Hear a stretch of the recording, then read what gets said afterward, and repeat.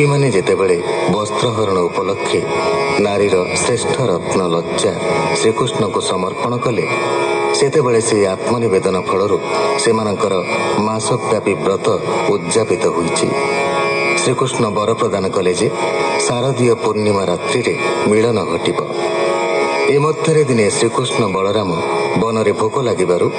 ଆଙ୍ଗିରସ ଯଜ୍ଞ କରୁଥିବା ବ୍ରାହ୍ମଣମାନଙ୍କୁ ଭୋଜନ ସାମଗ୍ରୀ ମାଗିଛନ୍ତି, କିନ୍ତୁ ପାଇନାହାନ୍ତି।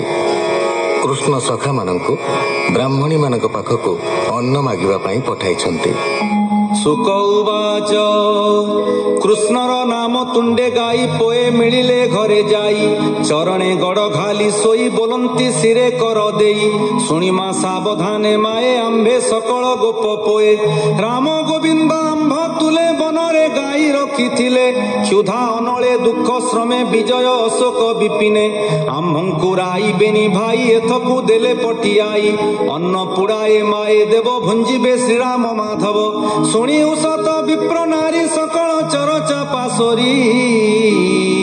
ଆନନ୍ଦେ ପୁଲକିତ ହୋଇ ନୟନ ଅଶ୍ରୁ ଜଳ ବହି, କୃଷ୍ଣର ନାମ ଜପୁଛନ୍ତି ଫିଟିଲା ଭବ ବନ୍ଧ ଭ୍ରାନ୍ତି, ତକ୍ଷଣେ ସୂଚିମନ୍ତ ହୋଇ ଘରେ ପଶିଲେ ବେଗେ ଯାଇ, ଅନ୍ନ ବ୍ୟଞ୍ଜନ ଷଡ଼ ରସେ ଆନନ୍ଦେ ବାଢ଼ିଲେ ବିଶେଷେ, ବିବିଧ ପାତ୍ରେ ଅନ୍ନ ଘେନି ବାହାର ହୋଇଲେ କାମିନୀ, ଆନନ୍ଦେ ଦେଲେ ହୁଳହୁଳି ଯେସନେ ସମୁଦ୍ର ଉଛୁଳି, ସମ୍ପଦ ତୁଚ୍ଛ ପ୍ରାୟ କରି ଏକ ଆରକେ ଆଗ ସରି, ବିପ୍ରେ ଯେ ଯଜ୍ଞଶାଳେ ଥିଲେ ଗୋଡ଼ାଇ ଆଗେ ଓଗାଳିଲେ, ବୋଲନ୍ତି କୋପ ଭର ହୋଇ ତୁମ୍ଭଙ୍କୁ କେହୁ କଲା ବାଇ, ଗୋପାଳେ ବନେ ବେଣୁ ବାଇ ବୁଲନ୍ତି ଗାଈଙ୍କି ଚରାଇ, ତାଙ୍କ ନିକଟେ ତୁମ୍ଭେ ଗଲେ ଆଉ କି ଥିବ ଜାତି କୁଳେ, ଭଲେ ବାହୁଡ଼ି ଯାଅ ଘର ଗୌଡ଼େ ବନେ ବଳିୟାର, ବ୍ରାହ୍ମଣୀ ନ ଶୁଣିଲେ ତାହା କୃଷ୍ଣରେ ବଳିଛି ଉତ୍ସାହ, ଗହଳେ ଗଲେ ପେଲା ପେଲି ସ୍ୱାମୀଙ୍କି ପକାଇଲେ ଠେଲି, ସମୁଦ୍ରେ ଆସନ୍ତେ ଲହରୀ ତା ବାଲି ବନ୍ଧ କିଆ ବୋରି, କୃଷ୍ଣ ଭକ୍ତିରେ ବଳବନ୍ତା ତେଣୁ ସେ ସ୍ୱାମୀଙ୍କି ଜିଣନ୍ତା, ବ୍ରାହ୍ମଣେ ଧରି ନ ପାରିଲେ ଯଜ୍ଞଶାଳାକୁ ବାହୁଡ଼ିଲେ, ଏକ ବ୍ରାହ୍ମଣୀ କ୍ଷୀଣ ଦେଇ ଗହଳେ ନ ପାରିଲା ଯାଇ, ଦରିଦ୍ର ପଣେ ଦୁଃଖ ପାଇ ଅନ୍ନ ବସନ ନ ମିଳଇ, କୃଷ୍ଣ ହୁ ନ ଜାଣଇ ଆନ ମନ ବଚନେ ନିତ୍ୟ ଧ୍ୟାନ,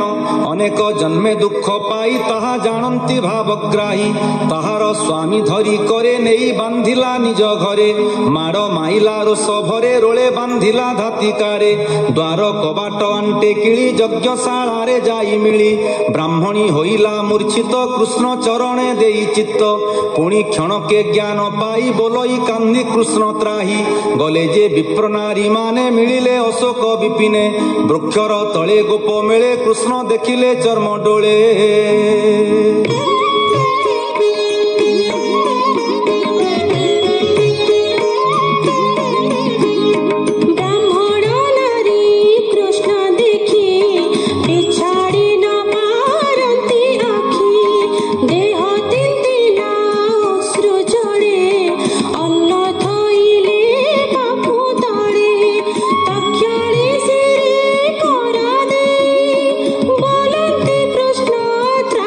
त्राहि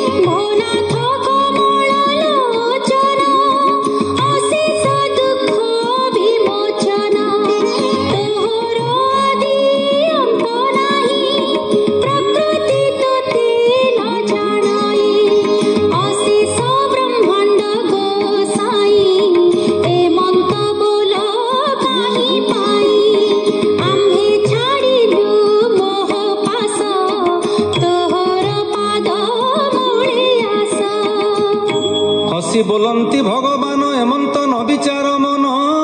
ମୋର ଚରଣେ ଚିତ୍ତ ଦେଇ ଚଣ୍ଡାଳ ଘରେ ଯେବେ ଥାଇ ସଂସାର ତାର ପାଦ ପୂଜେ ଯେ ମୋର ନାମ ନିତ୍ୟ ଭଜେ ମୋତେ ପାଇବା ଆସେ ଜଗି ବିଘ୍ନେ ହୁଅନ୍ତି ଦୁଃଖ ଭାଗି ମୋହର ଆଦି ଅନ୍ତ ନାହିଁ ପ୍ରାଣୀ ପାଇବେ ମୋତେ କାହିଁ ଯେ ମୋତେ ଦୂରେ ଥାଇ ଚିନ୍ତି ସେ ମୋତେ ନିକଟେ ଦେଖନ୍ତି ମନ ବଚନ ଦିଅନ୍ତି ମୋତେ ମୁଥାଇ ତାଙ୍କ ହୃଦଗତେ ବେଗେ ମନ୍ଦିର ଯାଅ ମାଏ ଚିତ୍ତ ନିବେଶୀ ମୋର ପାଏ ସଂସାରେ ସୁଖ ଭୋଗ କରି ଅନ୍ତେ ପାଇବ ମୋର ପୁରୀ ଶୁଣ ରାଜନ ଚୂଡ଼ାମଣି ବନ୍ଧନେ ଥିଲା ଯେ ବ୍ରାହ୍ମଣୀ ଶୁଣିଲା ହୁଳହୁଳି ନାଦ ବ୍ରାହ୍ମଣୀ ମାନଙ୍କ ଆନନ୍ଦ ଆତ୍ମାକୁ କହେ ରୋଷ ବହି ନିର୍ଲଜ ଅଛୁ କାହିଁ ପାଇଁ ଏଛାର ଜୀବନ ନଥାଉ ଗୋବିନ୍ଦ ନାମ ଗୁଣି ଯାଉ ମୁଣ୍ଡ ମାଇଲା ସ୍ତମ୍ଭେ ନେଇ ପ୍ରାଣ ଛାଡ଼ିଲା କୃଷ୍ଣ ଧ୍ୟାଇ କୃଷ୍ଣର ପାଦେ ମନ ଥିଲା ତୁଣ୍ଡରେ ନାମ ଉଚ୍ଚାରିଲା ତକ୍ଷଣେ ଦିବ୍ୟ ରୂପ ହୋଇ ପଶିଲା କୃଷ୍ଣ ଦେହେ ଯାଇ ବ୍ରାହ୍ମଣୀ ନିଜ ନାରୀ ଦେଖି କୃଷ୍ଣର ଭାବ ଉପଲକ୍ଷୀ ବେଦ ପୁରାଣେ ପରିମାଣି ନିଶ୍ଚେ ଜାଣିଲେ ଚକ୍ରପାଣି ଭକତି ଦେଖି ନାରୀଙ୍କର ମନେ ପାଇଲେ ଖେଦ ଭର ବୋଲନ୍ତି ଆତ୍ମନିନ୍ଦା କରି ଜଣ ଜଣକେ ନାମ ଧରି ଶ୍ରୀକୃଷ୍ଣ କଲୁ ଅପରାଧ ଅଧିକ ଆମ୍ଭର ବ୍ରହ୍ମପଦ ହେମନ୍ତ ବିଚାରୀ ବ୍ରାହ୍ମଣେ ଧନ୍ୟ ବୋଲନ୍ତି ନାରୀ ଗଣେ ଯେ ଯାହା ପତ୍ନୀ ମୁଖ ଚାହିଁ ତୋଷ ହୋଇଲେ ଯଜ୍ଞ ଦାହି ଜାଣି ନ ପାରିଲୁ ସକଳେ କୃଷ୍ଣର ମାୟା ଯୋଗ ବଳେ ନମଃ ପ୍ରଭୁ ଯୋଗେଶ୍ୱର ଗତି ମୁକତି ଗଦାଧର ତୋହର ମାୟା ଚକ୍ରେ